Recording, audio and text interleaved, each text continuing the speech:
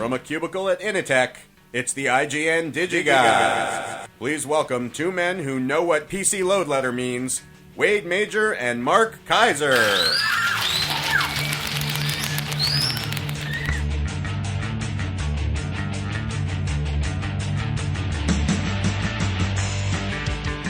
So I have two things that I'm just going to start off. First of all, I'm not interested in seeing the new Robocop. I'll wait until it comes out on DVD and Blu-ray. I know you're probably going to go and see it. I don't want to see it. Don't care. We're going to be talking about a new Blu-ray release, by the way. They finally sent us the Blu-ray release of the new one, or the old one, and the new Blu-ray release of the original. And I don't want to see the new one. I want to see the old one. Actually, the old one... Who plays Robocop in the new film? Some guy. See, exactly. Mike Kinnaman. See, exactly. Steve Kinnaman. It's like when Peter Weller was a guy in the original Robocop. Who cares? But Peter Weller was you know. Just tell me a story. That's all I care about. All that other stuff doesn't matter. Yeah, but it matters. The actor matters because when Peter Weller played Robocop, he was what's it with the Fifth Dimension? The Buckaroo Banzai. Buckaroo Banzai. Thank you. I haven't seen the new Robocop. Maybe this guy's great. Oh yeah, I'm sure he's fantastic. Yeah. The best thing about it is that like the little he's got he looks like a cross between Knight Rider and Cylons mixed with a little bit of Robocop. It's ridiculous. Watch the movie. Stop. Don't goof on it until you see it. Terrible. Who directed it? Some guy. The guy that did all those French action films, the Elite Squad. That guy. Whatever. He's not Verhoeven. It's horrible. It's not horrible. You haven't seen it. How can you condemn it? You haven't seen it. I just know. I feel it in my bones. Well, let's see. It's like when it's going to rain, you know. I feel it, and I feel it in my injuries. If you look at Rotten, now here's the thing: if you look at Rotten Tomatoes and you fully expect on Rotten Tomatoes that thing to have like a 0, right? Yes. No, that's not true. It actually has a 56%. What does? RoboCop. 56, almost fresh. Yeah, whatever. That is 4 percentage points away from being fresh. By the way, would people just lay off of Woody Allen already? Could I say that? I know this is a controversial thing. It was like 20 freaking years ago. He and Sonia have been married for 16 years. He didn't molest anybody. That's BS. I'm saying it right here. It's a bunch of crap. It's a bunch of crap. Although there was an interesting article in something. Yeah, he's alleged to have not a pattern of molestation of many people, or even a pattern of molestation of one. He's alleged to have molested her on one occasion, only one time, at the very moment when he needed to be on his best behavior, especially towards her because they were in a custody battle. Are you kidding me? Are you freaking kidding me? Come on. Why isn't this just like insanely obvious to everybody? Well, actually, Vanity Fair. It was Vanity Fair. My they did a thing gosh. called 10 Undeniable Facts About the Woody Allen Sex Abuse Allegation. And I have an issue with that Vanity Fair case. Yes. Piece. Go ahead, read some of those. Because it's not that those facts are undeniable, it's that they don't give you any additional details about them. I was working at Entertainment Today 20 years ago. You know, I was sitting there at the editor's desk. This stuff was in my face every day. So I had to like familiarize myself with all the gory, disgusting details of this thing. And it's just, at a certain point, you just go, you got to be kidding me. And it's like the Vanity Fair thing. People are just like dredging these things up. Well, read a couple of them, and I'll tell you. I'll give you I'll take the spin away. Mia never went to the police about the allegation of sexual abuse. Yeah, she went to the pediatrician who had to go to the police. You know what? You know why that's important? Because the police will not take a person's word for it; they take a doctor's word for it. Okay, so big deal. So she went to the doctor, had had her daughter give her story to the doctor, so the doctor told the police, so it sounded more official. Okay, so it makes her a little bit more conniving. Big deal. Next. Right. Allen had been in therapy for alleged inappropriate behavior towards dealing with a child psychologist before the abuse allegation was presented to the authorities or made public. Inappropriate behavior does not mean molestation. In point of fact, 1 year before he and Mia agreed that he would adopt Dylan, Mia commented to a doctor that he was having inappropriate behavior toward her. Meaning, now inappropriate behavior to Mia doesn't mean molestation, but suddenly when Woody says inappropriate, it means molestation. Inappropriate meant he was favoring her over the other kids. Well, and it was causing an imbalance in the family. The only thing about Woody's statement that made me curious was what it didn't say. He said, I didn't molest Dylan. He never said, I didn't inappropriately touch Dylan. I didn't touch Dylan in any of her private areas. It was always just, I didn't molest her. No, that's what he was alleged to have done. That's what she alleged. She was 7 at the time. You give me a detailed account of anything from when you were 7. Go ahead, right now. I can tell you like things I did when I was 7. I cannot give you an exact event with any kind of detail. And Ronan was 4. Give me a break. I don't remember anything when I was 4. I remember like some Spanish gardener and he was a nice guy. That's all I remember. Let's see. Should I read one more? Go ahead. the state attorney said publicly he did have probable cause to press charges against Allen, but declined due to the fragility of the child victim. BS. Absolute BS. That's face saving. That's an attorney who's lying to you. Do you know any attorney who would say, yes, I would love to put this molester behind bars so that no one gets molested again, but I think I'm going to not do it just because she's so fragile, so we'll let him go molest somebody again. There's no way, especially if you have a chance to put a celebrity away. You have a chance to take down a celebrity. They never miss that chance. That's face-saving BS. He had no cause to do a case. He's just trying to back out gracefully without admitting that he had no case. That's crock. There's not a prosecutor in the country that would actually follow through with that kind of reasoning. That's laughable. Give me another one. Laughable. You're on a roll? I'm on a roll. Let's see. Allen subsequently lost 4 exhaustive court battles, a lawsuit, a disciplinary charge against the prosecutor, and 2 appeals, and was made to pay more than $1 million in Mia's legal fees. Mm-hmm.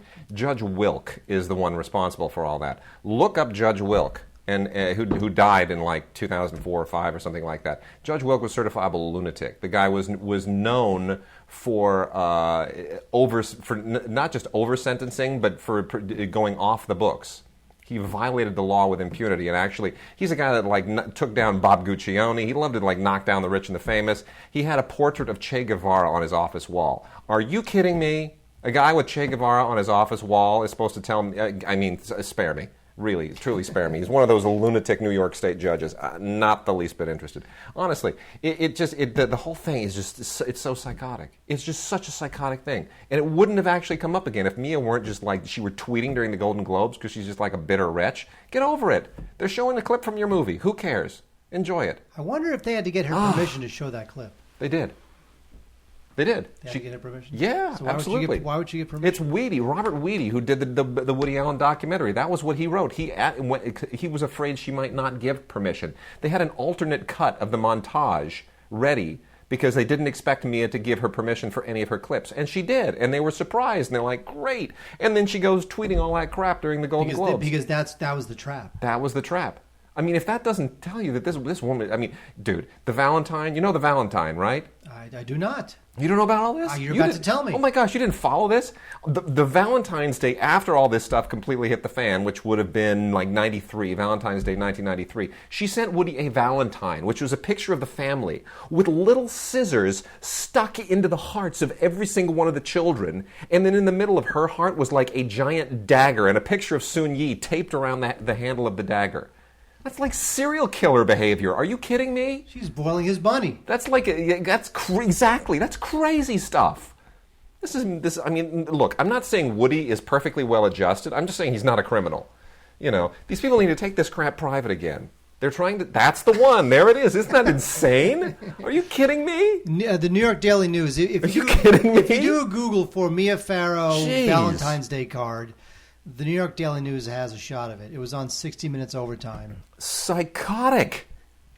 I want this stuff to go just back away. They're trying to sabotage Cate Blanchett's very deserved Academy Award, and I hope she wins it, and I hope The Hunt wins Best Foreign Language Film, because that's exactly what it's about. Okay. All right, enough of this. I have a question. Yes, sir. Would you like to try the worst ice cream I've ever made? Oh, gosh. Okay, fine. Now, I'm only Go fetch it. I'll start off on KidVid. Hang on. Oh, thank God. I'm only giving you a spoonful of this. I'll tell you why. Okay. Because this ice cream is horrible. All right. And I don't want to waste a whole cup when I know you're going to hate it. Okay. This thing has 4 ingredients. Do it. Cream. Yeah. Saffron threads. Yes. Which I can't even see anymore. Okay. I think they melted or something. Coconut milk. Mm-hmm. And instead of sugar, I use coconut palm sugar. Okay. So I'm going to give you I don't even know what that is, but we'll go with it. And you will taste it, and then you will tell me whether it is bad as I think it is. So I'm going to say Justice League War, which is another one of these DC Universe original movies that they keep doing. Seriously, they need to just get these people to do the live-action movies. These things are so consistently better than the live-action stuff, it just blows my mind. You get this on DVD or a Blu-ray DVD and ultraviolet combo. I say get it on the combo because you can watch it just about anywhere at any time, and the kids will love it. Here's what I love about this. Number one, it gives me a sense... Try this. It gives me a sense of what they're going to do with the... That wasn't long enough. Tell me how bad this is. Isn't that just bizarre? It's terrible, right? Ew. Right? Ew. I know. I don't know what happened. That's the worst ever, right? That tastes like glue. What the hell? I don't know. What the hell's wrong with it? Wrong. Oh my gosh! It tastes okay. So it I feel like you just gave me a spoonful of spackle. What is that? I don't know. Something happened. It's like ooh. I feel like coconut ice cream somehow was in like that. Oh God! Forget it. All right. I'm throwing it away. My goodness. Well, don't throw it away. You might need to, mount tile or something. I'm sure you'll have some home repair project that could come in useful. Anyway, Justice League War, based on a graphic novel, by the way, the Justice League Origin graphic novel, which I am unfamiliar with. But and you get a sneak peek at the next animated movie, which is called Son of Batman. But this is pretty terrific, I got to admit. Really well written, really well conceived. Gives you a good idea of what they're going to try to do with Wonder Woman, by the way, in terms of the way they're going to kind of fashion her for the Superman-Batman movie. And then nice thing here is that Captain Marvel, otherwise known as Television's Shazam, shows up here too, which is pretty great. I think that's something that I have a feeling is in the offing at some point. So anyway, that's definitely really cool. I think very well written, really interesting, and gives you a sense of sort of what they might be able to do if the people doing these things were doing the feature films, and the Justice League movie might actually come of something. A couple of Disney Junior titles here. I think we've got. Let me pull these out. The first one is Mickey Mouse Clubhouse Super Adventure. I can't exactly say I'm fond of these because I think the animation is horrible. I don't think it's true to the Disney legacy, but they shoot these things out, they computer animate them, and they're not terribly well written, but they're intended for really super young children. So I will be moderately forgiving of it. The thing is, I got the recipe off of David Leibowitz's site, and David Leibowitz is great. Mm-hmm. All of his, he actually wrote a book that I bought called The Perfect Scoop. Yeah, and he adapted the recipe from somebody else's recipe. I'm sure he did. But I knew it somewhere was terrible. Somewhere one of those home improvement shows, their recipe. You know what? I'm going on his site right. You talk about kid vid crap that I don't care about, and I'm going to go on his site right now and complain. All right, we're going to fly right through this. Jake and the Neverland Pirates, Neverland Rescue. This is a feature-length adventure, again from Disney Junior, and it's a cute enough show. It's kind of all Peter Pan-ish, and they're it's somewhat faithful to the whole Peter Pan lore. So if you're it's got a following, I guess. I was completely unfamiliar with Henry Hugglemonster. This is Henry Hugglemonster, Meet the Hugglemonsters. And it becomes quite clear just a little bit into this. This is intended for children probably younger even than my daughter because she just found this utterly uninteresting, kind of scary, in fact. And it's like a weird kind of animated bug creature way of going off of all of those other creepy live-action things like, well, Teletubbies is not creepy. I love the Teletubbies. But all the things that the Teletubbies kind of inspired, where you got a bunch of characters and they're all different colors and they're weird looking and they make funny sounds. It's more of that kind of stuff. 6 episodes here. Super young kids probably won't get overly creeped out. I got creeped out, and the older you are, I think the more creepy you find it. PBS Kids. I love dinosaurs. Pretty awesome. I like cute dinosaurs, and this is all about cute dinosaurs. And because this, of course, comes from PBS and the Jim Henson people, it's educational at the same time. And I appreciate that. Pretty well written, decently animated, and this is, of course, part of the Dinosaur Train series. Maybe it's because, here's the thing. Yes. You're supposed to use palm sugar. Yeah. But I use coconut palm sugar, and I'm wondering if palm sugar and coconut palm sugar are a lot different. That's the worst. I was going to make a palm sugar joke, like palm sugar. That's great. Yeah. You didn't even see what I was doing. I couldn't care less. It's a visual joke, does not communicate on the podcast.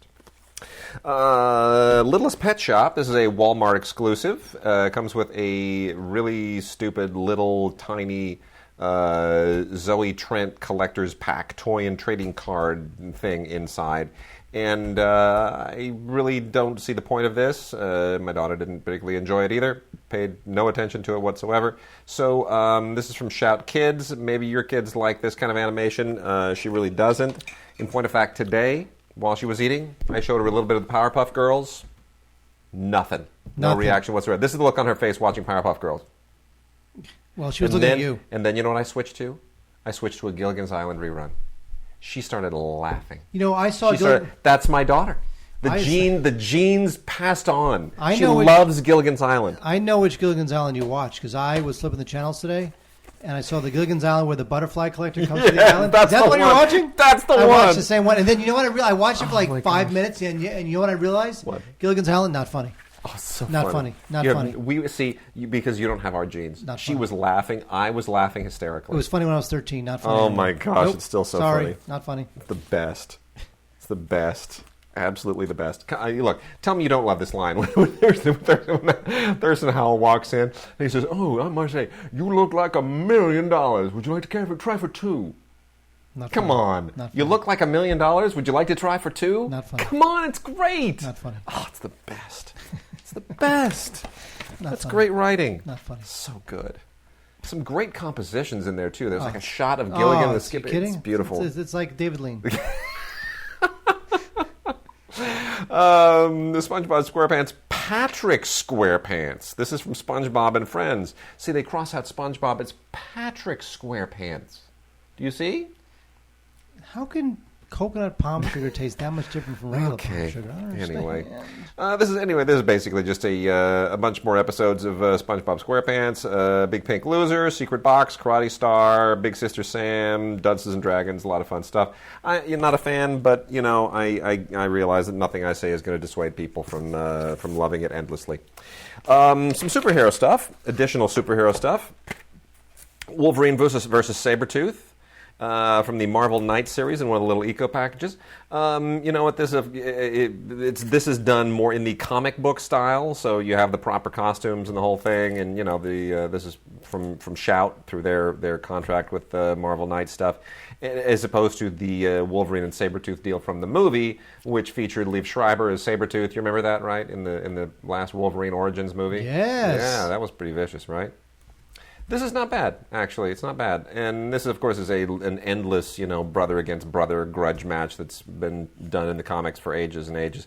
And it's really nicely animated here. And it's a pretty decent script, so, fans of the comics will appreciate it. Fans of the movie will probably be a little bit thrown, since it doesn't really follow that same narrative. Iron Man and Hulk, Heroes United. This is a Blu-ray, DVD, and digital copy combo set. That is not an ultraviolet digital copy. And this is a little bit more dense than I think needs to be in terms of the story. But,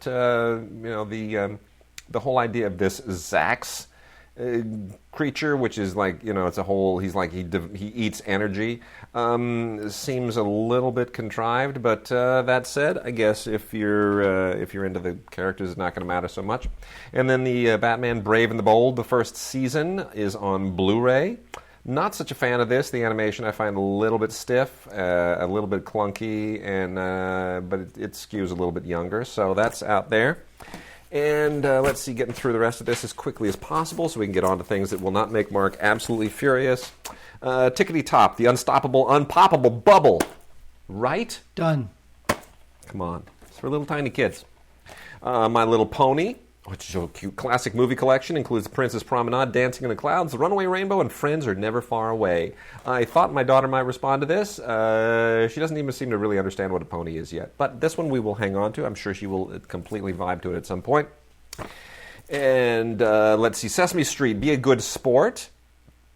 You learn how to be a good sport in this, Mark. Did you know that? Look at Elmo dunking the basketball. Then in that case, I will never watch it. I've always loved this Muppet, the Worm. Who? The little worm Muppet. I've never seen that Muppet You in my haven't life. seen the worm Muppet? It's Well, the best why thing. would I don't have kids. Why would I see that? A couple little sticks. It must be just hell to control that thing because it's got a little mouth that moves, and you can see the two sticks that make it do the little worm movement. But then there's other stuff going on. It's very intricate. Aw. More intricate than I think people Stupid worm. give it credit for. Geronimo Stilton. Are you a Geronimo Stilton fan, Mark? I know you are, aren't you? Who isn't? Yeah, thank you. If you're a fan of the books, you'll probably completely enjoy it. If not, you probably won't get much out of it. But it's okay. It's perfectly fine. It's a little bit different than your traditional American animation. Get 4 episodes here: Intrigue on the Rodent Express, The Mummy with No Name, The Mask of the Rat Jitsu, and Starring Geronimo. And this is for slightly older kids, I would say, just given that it's a little more crime-oriented crime-fighting oriented. Let's see. Wings is a complete raging ripoff of the Disney planes. That was the whole idea. Somebody said, "Hey, look, Disney's coming out with planes. Let's get something out there really quickly that will confuse them." And so somebody threw out Wings, and they hired Josh Duhamel, Hilary Duff, Rob Schneider, Jesse McCartney, and Tom Skerritt to do the voice casting. And it's not that good, actually. But it's not with Rob Schneider. Yeah, I know, right? It's you know, if you're 2 years old, it probably won't matter. You'll probably think it's the same movie as Planes. Lala Oopsie, which is a Nick show that kind of creeps me out. This is almost like if a serial killer decided to do a version of South Park for children, they would come up with Lala Oopsie. It's this ragdoll animated stuff that just creeps me out. It looks wrong, it feels wrong, and it feels like there's a subtext here that they're trying to they're trying to brainwash me into going out and kidnapping children or something. It's not right. Care Bears I have always found totally off-putting, and now they are trying to exploit the Sochi Olympics by having the Care-a-thon games, and I don't know. I don't know. The Care Bears with the little rainbows on them, is that like is that like an anti-Sochi gay rights message? Good time. Sochi, don't care. Olympics, don't care. Yeah. It's over. I kind of don't care either. Nope. I really don't. Dud. Speaking of things we don't care about, Lego has been doing a lot of stuff on DVD for the longest time. They've really been exploiting their brand, and this is Lego Legends of Shima, the Lion, the Crocodile, and the Power of Chi. Which probably is what they will do the next Lego movie about. And I don't know, when you watch this, I'm like, weren't these once blocks that you built things with? How did this become this thing, that this animated... How did Lego, the brand, just go completely haywire and become this thing? Haywire, it's got 98% on Rotten Tomatoes. Yeah, I know, but it's like, I don't get it.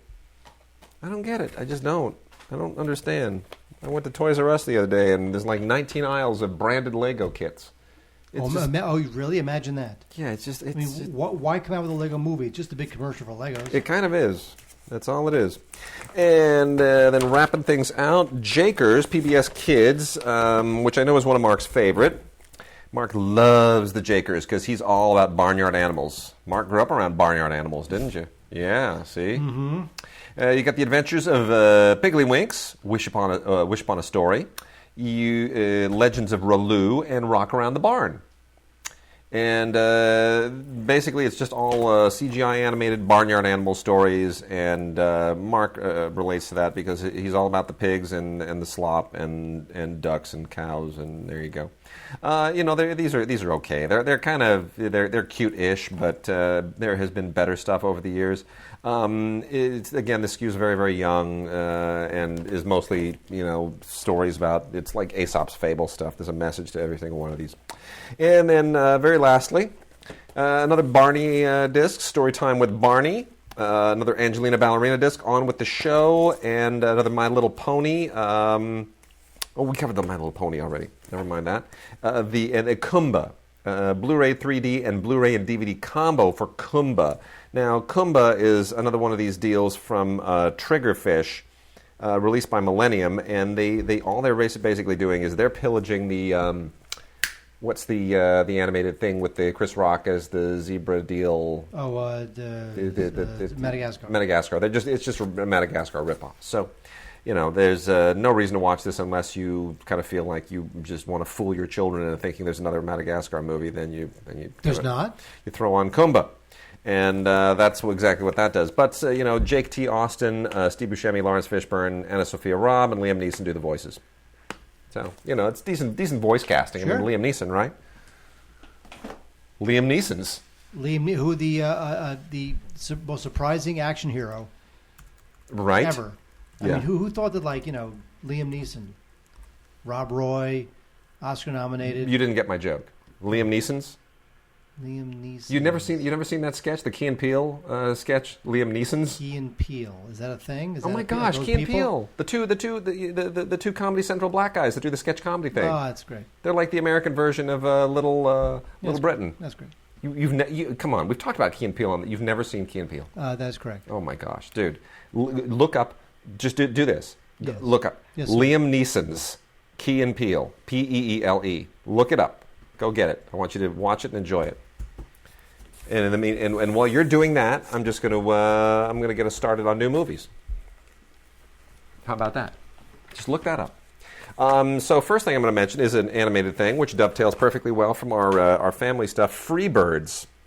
Voice casting by Owen Wilson, Woody Harrelson, and Amy Poehler, doing principally the stuff here. Freebirds is actually surprisingly not bad. This is from the Shrek people, or some of the animators involved in Shrek, and it's released by 20th Century Fox. And it's got kind of a strange Angry Birds vibe to it. Basically about a couple of turkeys who go back in time to somehow try to stop turkeys from being slaughtered for Thanksgiving.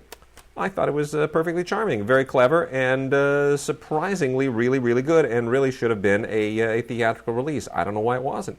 Blu-ray, DVD, and Ultraviolet on this.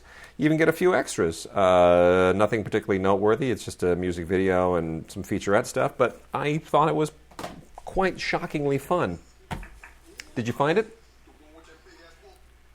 Yes, I did. It's funny, right? I'm attempting to engage with the podcast and not watch clips. Okay, fine. All right, carry on. We're doing new movie stuff. So let's. Ender's Game is it's not a great movie, but I expected a lot worse. It's pretty much the best you could hope for from a difficult source work. If you're going to turn that into a major motion picture, because it's sort of like the Hunger Games, where it's about kids being trained to kill other kids. Yeah. And that's always kind of difficult. But here, it's more like a kid empowerment thing, where this young kid played by Asa Butterfield, who was in Hugo, and I don't think this kid really doesn't give me much. Don't think he's that great. He plays Ender, and he goes through the ranks of this militaristic government as they train youngsters to train for an invasion by an alien species. And it's got a great twist at the end, which anyone in the book will know about. But it's not that bad. My only issue with it, a lot of issues with it, but my main issue with it is that it's just a bunch of training simulations. And after a while, that doesn't really mean a whole lot. At some point, he meets this other recruit played by Haley Steinfeld, who was so great in True Grit. But their relationship doesn't really mean much. Probably the big draw here is Harrison Ford as the big Colonel Graff, the single-minded, cold-hearted guy who sends Ender through his paces. And, it's nice to see Harrison Ford finally realize that he's not a leading man anymore, take character parts, take, the character roles, supporting roles. It's kind of nice to see. But ultimately, I think Ender's Game, although not bad, it didn't really do that well. I can't really see a sequel to it coming anytime soon. There's a bunch of books, right? It's a bunch of books. I just think it was too many training simulations, not enough moral complexity. It just was kind of there. Yeah, this is another one of those projects that's been around forever, right? They've been trying to make this into a movie for decades. Well, the book came out in 1985, so that's decades. That's 30 years. That's almost 30 years. Yeah, but the thing is, I'm sure what made this movie happen is the Hunger Games, because they're very similar. Speaking of, am I the only critic on the planet who liked Vampire Academy? Yes, you are. Come on. It was completely fun. It was a total. I said on NPR, it's a pastiche, but it knows it's a pastiche. It's like, look, we're going to be a little Harry Potter, and we're going to be a little Twilight, and we're going to be a little Underworld, and come on, give it up. Okay, a couple of movies that think they're a lot better than they really are. One of them, however, is still good, and the other one is just not good. Museum Hours. Oh my gosh. Fluff. People are like, oh, Museum Hours, it's so wonderful. It's just so fantastic. I wanted to slit my wrists. I really did. I wanted to put a bullet through my brain and just end the pain as soon as possible. This is unbelievable. It's just about like two people, one of whom is a museum guard, just talking about art. It's like my dinner with really, truly, unbelievably boring. But it thinks it's really a great meditation on everything, and it's not. Romeo and Juliet, yet another version of Romeo and Juliet. This one, actually, I enjoyed. It's trying to be both a simultaneously more faithful but more modernistic take, even though it's still period. Written by Julian Fellows, who kind of freely adapts the Shakespeare. It's not Downton Abbey version of Romeo and Juliet. People shouldn't think that, but he does a much more free-flowing adaptation of the Shakespeare than I think most people typically do with Romeo and Juliet. And it's directed by Carlo Carle, the Italian director, who does okay. He pulls his style back a little bit. Beautifully done, all in all. Very nicely cast. Haley Steinfeld, surprisingly good as a very young Juliet, and Douglas Booth, very, very good as a young Romeo. It just doesn't really bring you anything new, particularly. I think maybe the second best version I've ever seen, but nothing touches the Zeffirelli film. That's still the pinnacle of all of this. People were very unfair to this film, however. They ridiculed Julian Fellows for taking too many liberties with the text. And it's like, have you seen any of those Olivier films lately that you guys love so much? You hate when people take liberties with any text. You hate that stuff. Well, no, with Shakespeare, you want to be faithful. With Shakespeare, no, you do have to sort of make it cinematic. I mean, you can't just do a straight adaptation of Shakespeare. You wind up with Kenneth Branagh's 4-hour Hamlet, which is a slog. I love the movie, but it's a slog. There's a reason why that movie made no money, and no one has done a movie in 70 millimeters since. The reason being, that Best Picture of, what was it, 1941, was it? Was it 41 when Hamlet won? Yeah. Is that 41? I can look that up for you. It's 41. Pretty much is. That won Best Picture because it's like he cut out half the text. And he made it cinematic, and you have to cut out. Same with Richard III, same with Richard III, and all these. You have to do that. So it's not a fair criticism. Anyway, it's beautifully done. It's on Blu-ray and Ultraviolet, and it really, really looks good. If nothing else, it is gorgeous looking. So at least rent it if you're a Shakespeare fan. All right, Wade. Here's your surprise recommendation of the week. Yeah. Crystal Fairy and the Magical Cactus. This is with Michael Cera, who actually grows up, if you can believe it. This is from last year. It did nothing. No one ever heard of it, but it's an interesting little. It's a pretty funny little road movie, and Michael Cera is very good in it. He plays a American expatriate traveling through Chile. He's trying to find this magical cactus that has hallucinogenic properties. Mm-hmm. And while doing that, he runs into a character played by Gabby Hoffman, and they run around Chile trying to find this cactus. Is Gabby Hoffman naked in this movie? Yes. Oh, gosh. No, he's not naked in this movie. Gabby Hoffman, it's not the Gabby Hoffman from like the 60s. No, that's Abby Hoffman. Yes. I'm just making sure that you're not getting them mixed up. Good. Anyway, I thought this movie was terrific. It's pretty funny. It's pretty crazy. It's pretty fascinating. It's not what you think it is. Michael Cera actually looks like he might be on the road to growing up in this movie. So I thought it was interesting. Interesting movie. Kind of trippy, kind of cool, very engaging. Nice. Rambling, but kind of in a charming way. I liked it. What's it called again? It's called Crystal Fairy. And the Magical Cactus. Okay.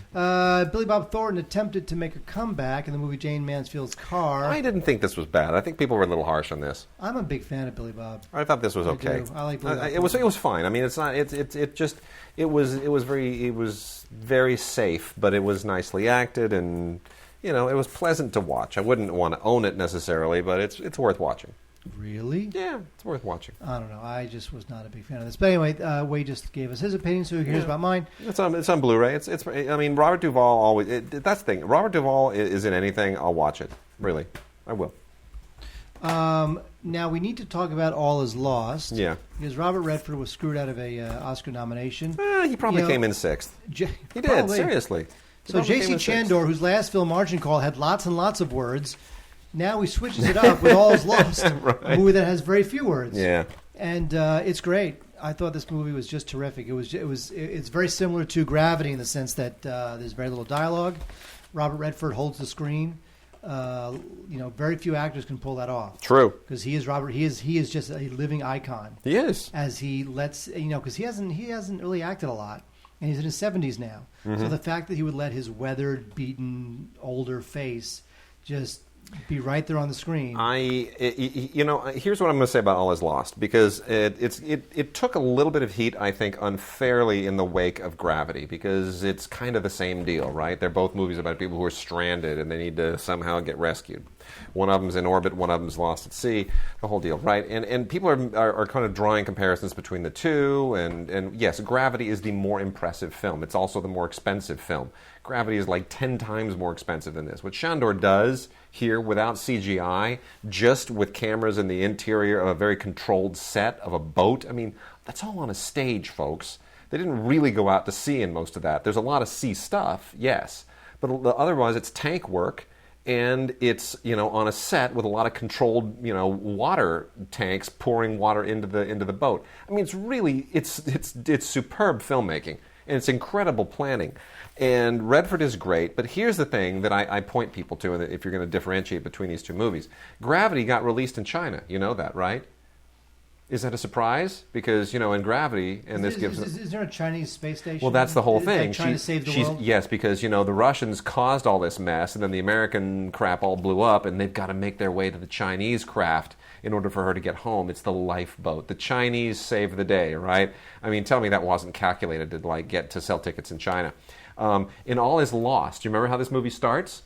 Oh yeah, he. What damages his boat? Yes, what basically this sinks big him? Barge thing. It's a shipping container that fell off of a Chinese ship, filled with tennis shoes. Or something, yeah. Okay. The message here being that the Chinese and their cheap crap are sinking the world. Mm-hmm. I mean, that's a big metaphor for what the Chinese are doing to everybody. That is true. It's the most glaring metaphor in the world. So on that account, I think one of the films panders to the Chinese, the other one throws them the bird. And for that alone, I think All Is Lost is a much braver film. And I give it all the credit in the world. And I think Redford is superb in it. And I don't care if he didn't get an Oscar nomination. I think it's a very good film. I think it's definitely worth checking out. Blu-ray and Ultraviolet. And well worth watching in Blu-ray because it is sharp. Go ahead. Carry on. I really, really wanted to talk about, and while we were here. Okay. Kate I'll let you Bosworth. do that. Yeah. Kate Bosworth, an actress who just never really... she never reached escape velocity, really. Mm-mm. She blew it in Superman Returns, poorly cast, not her fault. What are you going to do? Oh, but man, when she played Sandra Dee in... Beyond the Sea, what it's called? Beyond the Sea, with Kevin Spacey. Yes. The dance sequences in that movie tell me they weren't to die for. When Kevin Spacey is just hoofing it. Well, that's how she wound up in Superman because I know she had worked with Spacey. Come on, Kevin Spacey just hoofing it in big production numbers. That's what you always wanted to see, right? It's the worst. Anyway, Kate Bosworth plays... kind of a guilty pleasure to me. No one cares. Anyway, Kate Bosworth plays this young woman who accompanies her husband on a business trip. And she winds up learning a lot about her grandmother's World War II experiences while there. And I knew it. I just think this thing is a very boring, romantic kind of melodrama. And the marital crisis at the center of it doesn't really resonate with me. Maybe because I'm not married. Mm-hmm. But I just thought it was boring. Boring, arty, pretentious, not into it. And while we were here... Also not into it is Percy Jackson's Sea of Monsters. This is sort of a B-level, kid-targeted wannabe franchise. It's about this guy named Percy Jackson, and he's guy's facing a sea of monsters. I don't see how they're ever going to do more of these movies. I really don't. I don't. This is not taken off. The whole young adult thing, they're exploiting too many book series now. They really do. Well, much as I enjoy Vampire Academy, I really will be. I'm not sure they're going to be able to get any more of those made. Well, the big which disappoints me because I thought it was thoroughly entertaining. Well, the big one is Divergent. I guess Divergent is that'll be big. That will be big because Shailene Woodley is popular because she did American Teenager on television, and then she's become kind of a big deal in movies. And I think they figure she's maybe not Jennifer Lawrence, but she's got a Jennifer Lawrence-y thing going, kind of, right? And she's kind of on that trajectory and just waiting to break through. And I think people like her. I think she has a following. So Percy Jackson, come on, guys, come on, be honest. Yeah, stop that. Yeah. So Mark, I'm going to tell you something. One of these days, you're going to jump in your blue Caprice, and you're going to look on the map, and you're going to go, I'm going to go first to Austenland and then to Jutopia. Jutopia. That's where I live. That's how you know the next three movies I'm going to talk about. First of all, Blue Caprice, which is not on Blu-ray. It's out only on DVD. Good movie.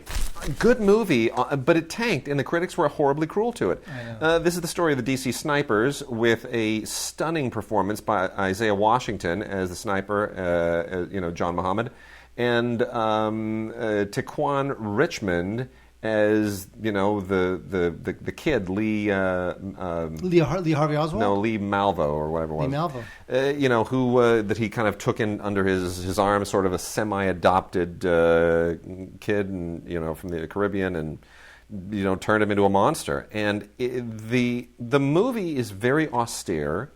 It's not sensationalistic at all. Not sensationalistic at all. And the interesting thing about it is, it's not about the sniping rampage. It's about their relationship. It's about their relationship, and it's about everything that led up to it. The sniping rampage is like the last 10, 15 minutes of the movie. That's right. French director.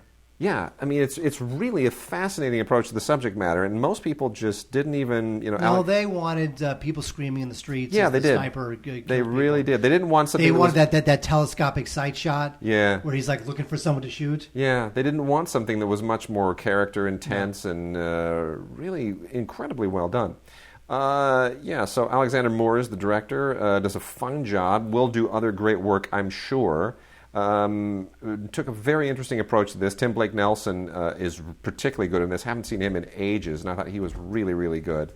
And I just found it really compelling. Isaiah Washington, of course, is probably could have had an Oscar nomination if he weren't such an unbelievable hostile jerk to so many people. But he has a real reputation for just being unworkable, and it's too bad. His career, he's finally getting it back on track. They kept him in the dungeon for years. Yeah, he's just still he's not easy, man. He's really not easy. I've talked to people who've interviewed him, and they dread it. Really? They just dread it because it's almost like so how you doing today? And he'll bite your head off. Like every question is just resented.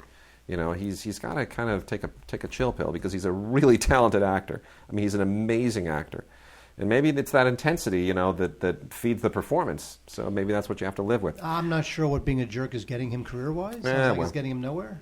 Austenland. Oh my gosh, I wanted to like this movie. I really did. This is directed by Jerusha Hess, who it's her directing debut. She is, of course, Jared Hess's wife. She wrote Napoleon Dynamite and all the rest of the stuff that he's directed. They co-wrote it all together.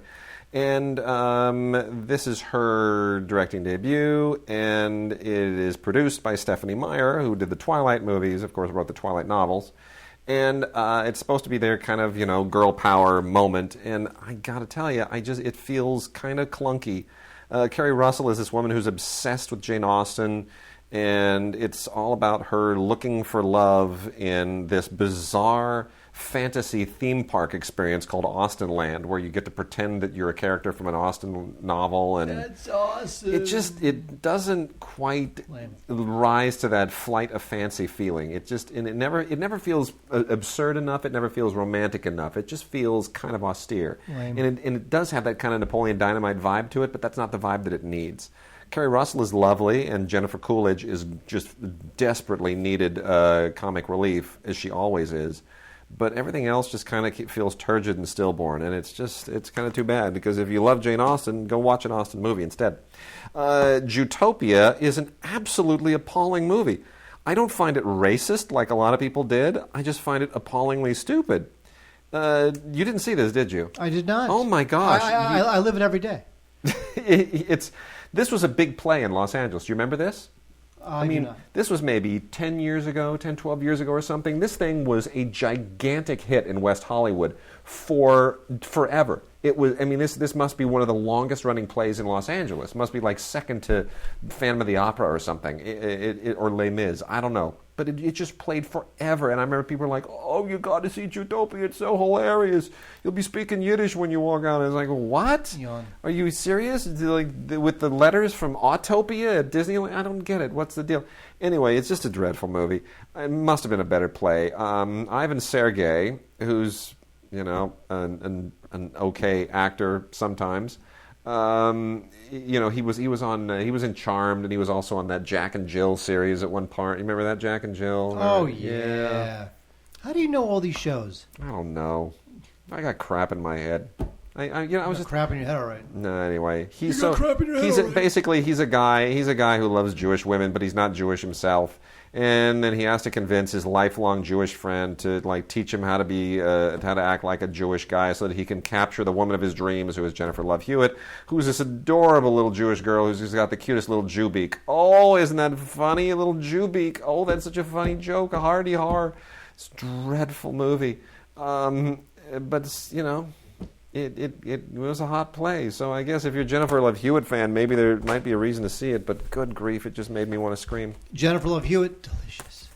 And then before I let Mark go on a couple here, Naomi Watts and Diana which tanked like a lead balloon. Man, this just well, this collapsed. got ripped in the UK. Ripped. Oh, well, and I don't think they gave it a chance in the U.S. And I think it's a better movie than people are giving it credit for. It's shallow, it's a little schmaltzy and melodramatic, and it's not insulting. It's a little too reverential, but Naomi Watts is really good. And, I know everything that happens here. I mean, there's nothing particularly new in the story, but Oliver Hirschbiegel is a really good director. I mean, he's a German director. He's a fantastic director, and you get the sense that he didn't really get to do what he wanted here, kind of like with his remake of the Invasion of the Body Snatchers. Invasion of the Body Snatchers. When you watch his version, I'm dying to see his version of that. I know, because there are certain scenes where you're like, "Ooh, there it is." The movie he wanted to make, there it is. Exactly. And then right after that, there's like some big panic scene where people are screaming in the streets, and you know that's like the reshoot stuff. Yeah. No, it is true. And I'd love to have seen his cut of this. Also interesting to contrast this with the forthcoming Grace of Monaco movie, in which her best friend, Naomi Watts' best friend, Nicole Kidman, plays the other princess, which is Grace Kelly, and directed by another great European director, Olivier Dahan, who did La Vie en Rose. And that has been the subject also of a violent discontent over the director's cut, as Olivier Dahan has been fighting with Harvey Weinstein over whether or not to release his French director's cut in the U.S. Harvey pulled it from the slate, and then suddenly the film winds up getting opening night at the next Cannes Film Festival, which means that Harvey will probably win both ways. He'll release Olivier's cut, but because it's the Cannes cut, it'll be like, he'll have reason to say, well, this is why we did it. Just release Snowpiercer. That's all we care about. I know. Anyway, you get a Diana fashion booklet, 16-page fashion booklet along with this. See that's just cheap. That's tacky. It is tacky. I'll say it. It's worth seeing for Naomi Watts. Not much for anything else. Speaking of Naomi Watts, she's also in a film called Adore with Robin Wright. Now you'd think to yourself, wow, Naomi Watts, Robin Wright, sounds like a dream pairing. I love Robin Wright. Every Robin Wright performance is a gift because she's so fantastic. They're naked.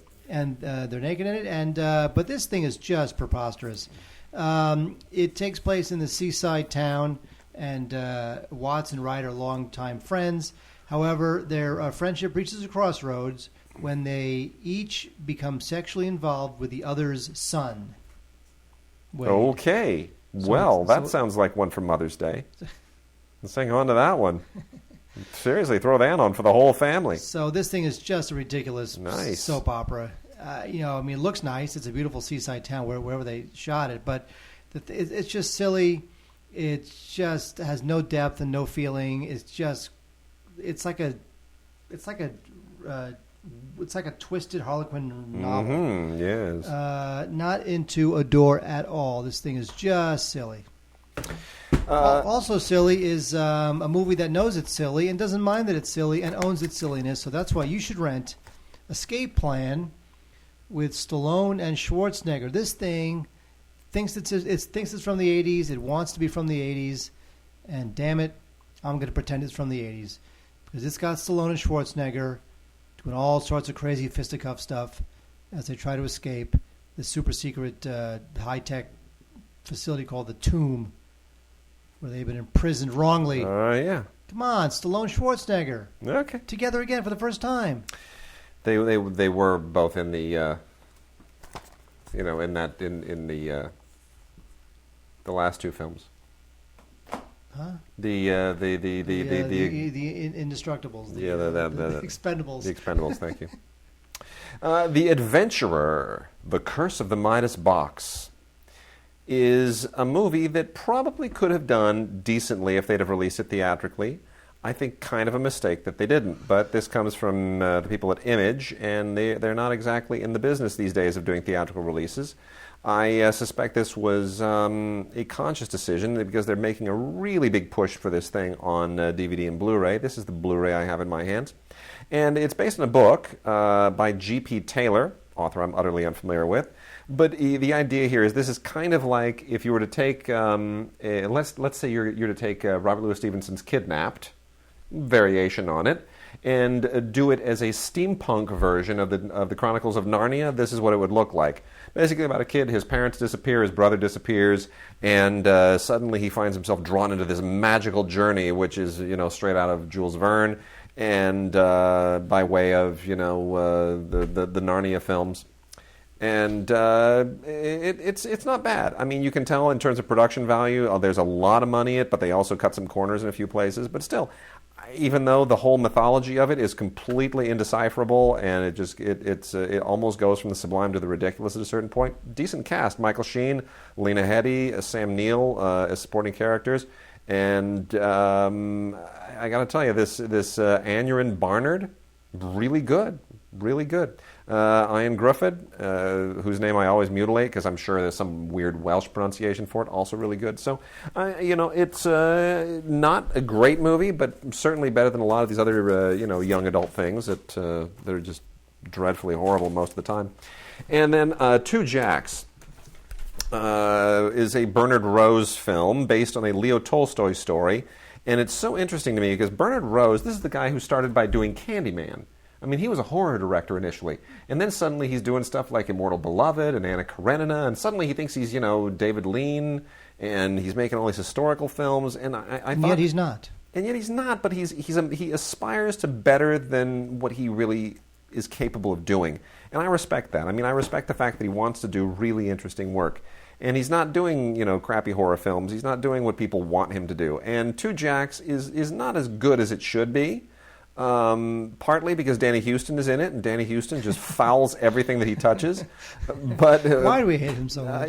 But is he really that bad? Are we just being unfair? No, he's really that bad. He really is that bad. He's decent in some things. He occasionally will get it right, but it's like even a clock's right twice a day, right? He's horrible. Sienna Miller, however, is quite good, and the direction is very good, and Jack Huston almost redeems the family. So even though Danny is pulling it down, everybody else is fighting against his everyone is fighting his centrifugal force. Very interesting. A very interesting failure, I'll call it that, is How I Live Now, which is kind of a combination post-apocalyptic, young adult, Hunger Games love story thing. Yeah.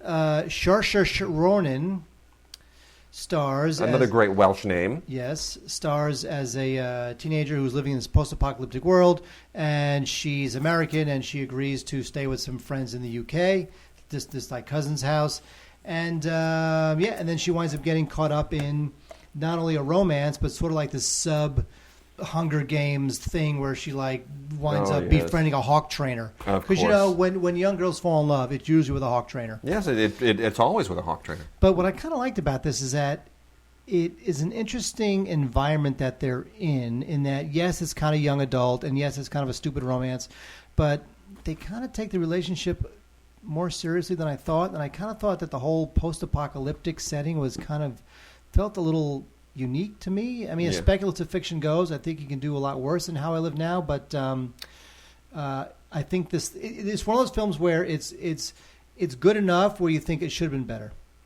Yeah. But what are you going to do? So How I Live Now, not bad. Not bad. And then lastly... Wait, what do you think of my ice cream? It tastes like glue. God, That's what I think. Where did I go wrong on that? You gave me a spoonful of spackle. I'm not kidding you. Where did I go wrong on that? You know what it was? I'll tell you what it was. There was too much plaster in it. Oh. That's what it was. Damn. Yeah, the drywall. You put like 6 ounces of drywall in it, and you were only supposed to put a teaspoon. Oh. See? Sanitarium is what should be an absolutely stupid kind of series of horror stories. It should be just a ridiculous horror anthology, but instead it's actually quite fun because of Malcolm McDowell. Because Malcolm McDowell runs the asylum, and I got to tell you, if Malcolm McDowell is running a sanitarium, awesome, I'm in. You're in. That's the only reason to tune in. That and the fact that Robert Englund shows up. Also co-starring Lou Diamond Phillips and Lacey Chabert. Nothing new there, but I'm serious. Lacey Chabert, I'm in. Right, yeah. But Malcolm McDowell running a sanitarium. That's it. That's all you need to know. It's actually a lot of fun. And are you restarting your computer? My computer, it turns itself off suddenly. What does that mean? Yes. Like it just did. It just turned itself off, and I had to press the button to get it to start again. You know what? Because it's not turned on by you. Well, I wonder. Well, hang on. I'm wondering if the hard drive's going. No. It's not turned on by you. What I'm saying is your computer is not... it's not funny. I just turned it on, and now it turned itself off again. Yeah. No, I'm not kidding. It's not into you.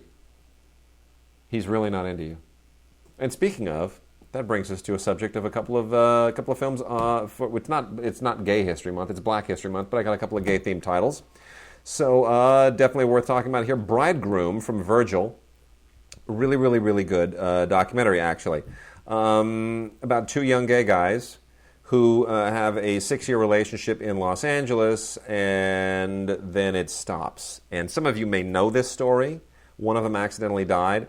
But if you followed the whole Prop 8 thing and all of that, this was kind of a central story that was brought up regarding different legal protections for married versus gay, couples and the differences in the way they're treated. Really interesting to watch. I don't care really where you stand on the issue. I'm not going to get political about this, but it's a good story and it's one that makes you think. And it's certainly worth knowing the story if you're ever going to have that conversation with anybody. And then from Wolf, who primarily releases gay-themed subject matter, is Pit Stop, which, a lot of these movies that go to gay and lesbian film festivals they're so parochial, they'll never have any interest to anybody outside of the gay community.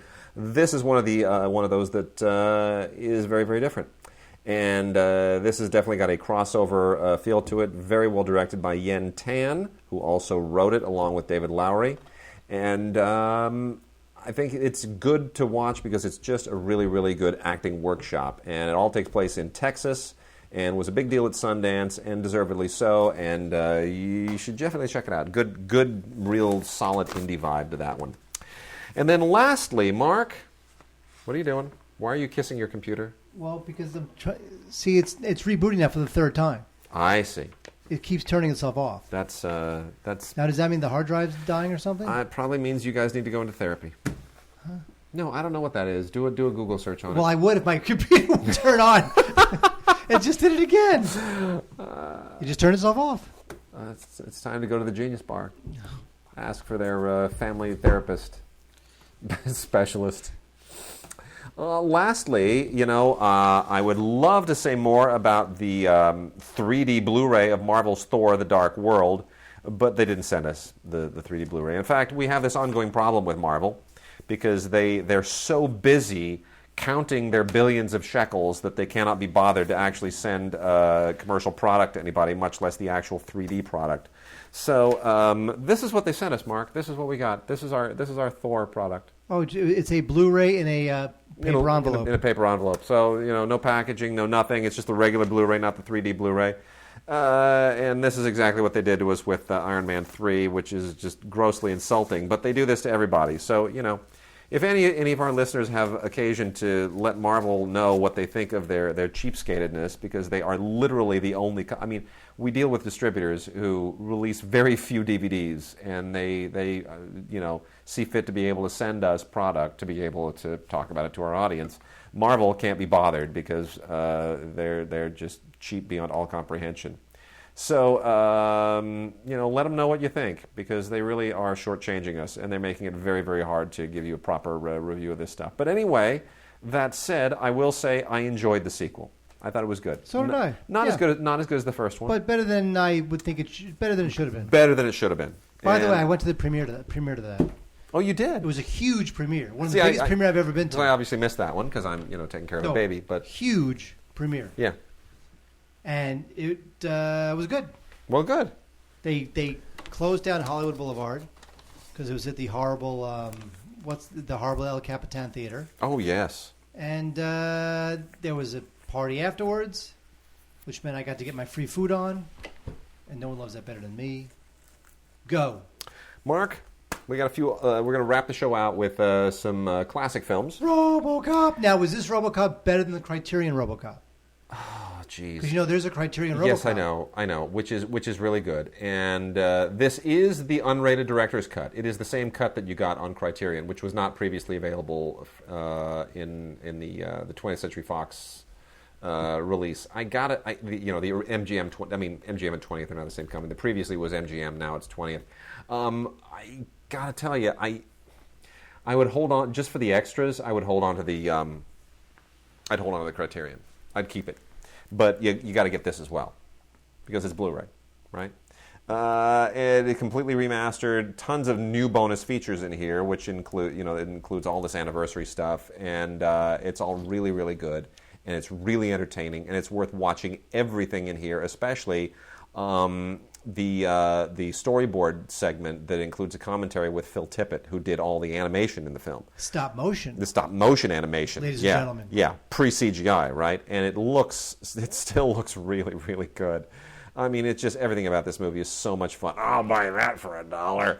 I mean, tell me you don't quote that at least once a month. Oh, of course. I buy that for $1, absolutely. and increasingly few people know what that is. It's so sad. Now, I have not seen the new Robocop yet, but I would hope that somebody would say, I'd buy that for $1. Yeah, but it's not going to be funny. It's going to be funny because it references the previous film. Yes. In the original film, it's funny because it's this ongoing joke with this ridiculous commercial with the crazy guy and the girls, and you have no idea what it's about. Well, because in the film, there's It's a just newscast. absurd. There's a newscast that shows you how far society has devolved. It's just horrible, and it's great. This movie is just so incredibly great, and it's so wonderful to see this again. The commentary that includes Paul Verhoeven, Ed Neumeyer, and John Davison, who is one of the producers, is great. Best mainly because of Ed Neumeyer, because everything about the movie is Ed Neumeyer. I mean, Verhoeven does a great job with it, but Ed Neumeyer, both in this and in Starship Troopers, is the guy who injects that unbelievably sarcastic, acerbic sense of humor about the way that things are going to be. I love Starship Troopers, my favorite movie of all time. Love it. Love Starship Troopers. I just don't know why Ed Neumeyer doesn't write more movies. I just so enjoy his writing. Well, writing. he died 15 years ago. Oh my gosh, I'm so sorry. I had no idea. It's okay.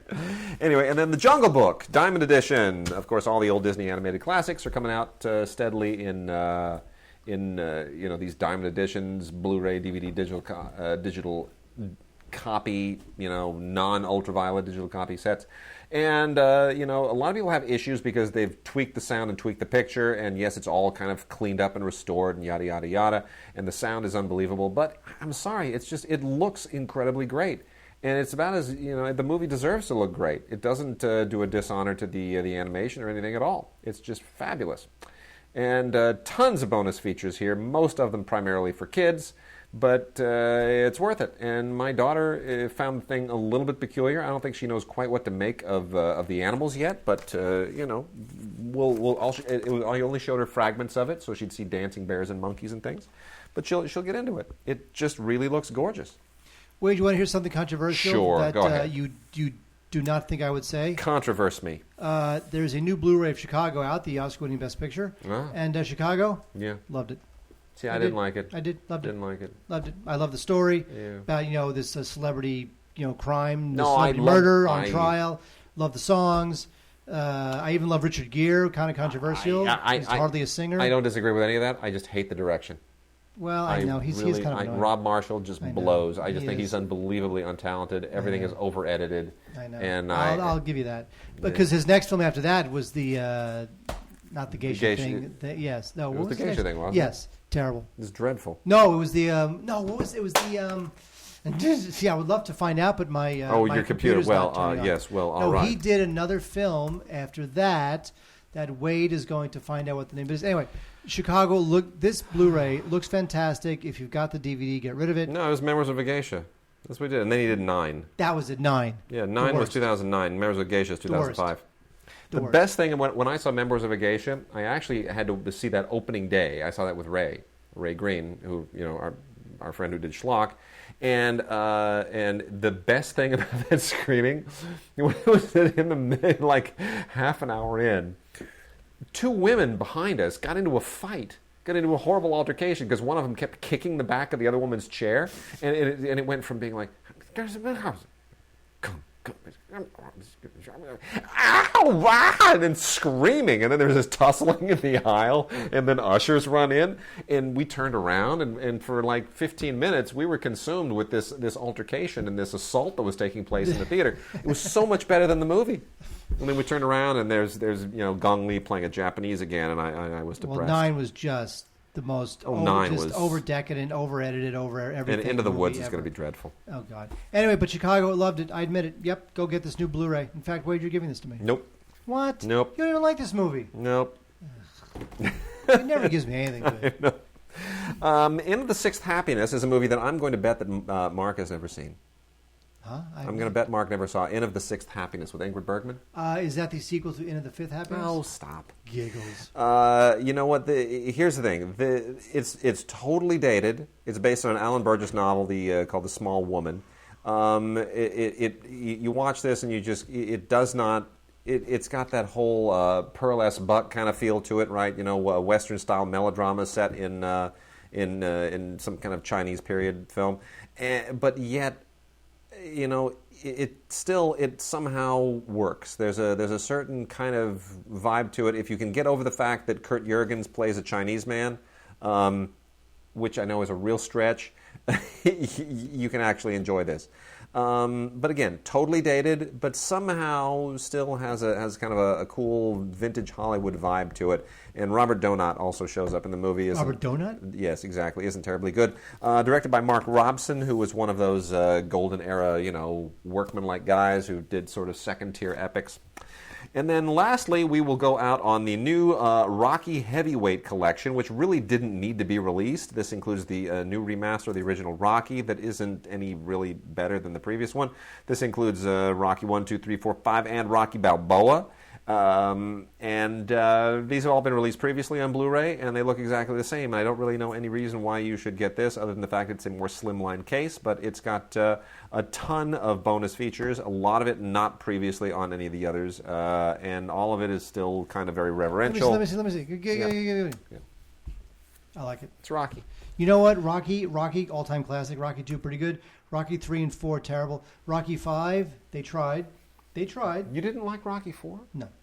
I would break you. Rocky 4, The Voyage Home? Rocky 4. With the whales? That's the one with the whales, right? Rocky 4. Rocky 2, Wrath of no, Khan? Terrible. Okay. Rocky 5, they tried. Rocky 4, Rocky Balboa, I kind of liked it. I felt that Stallone actually, he left it all on the table. He did the best he could for his age and that place in his career and in his life. He did pretty good. It was a real movie. It kind of was. It sort of was. It was a bit of a limp send-off, but it was okay. I got to tell you, the franchise, even though I sort of like each of them in their own way, for me there are only two films in this series. There are only two. Rocky 1 and Rocky 4.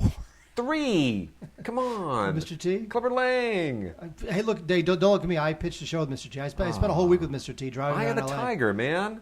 I want this. Give me this. The Eye of the Tiger montage is one of the best bits of any Rocky movie ever. That whole montage is fantastic. You can go onto YouTube and watch it. It's great. I want this. Give me this. Yeah, give it. Give me this. Yes, later. You didn't give me anything.